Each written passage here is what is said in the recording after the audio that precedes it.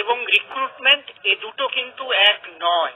আমি বারে বারে বলছি, টেট একটি রিক্রুটমেন্ট পদ্ধতি মানে প্রসেসে একটি সূচক মাত্র। কোনো ক্যান্ডিডেট তিনি টেট পাস করেছেন মানে এই নয় যে তিনি চাকরি পাওয়ার যোগ্য। তাকে কিন্তু রিক্রুটমেন্ট পদ্ধতিতে যে সমস্ত সূচক আছে সেই সূচকগুলোতে তাকে পার্টিসিপেট করবেন।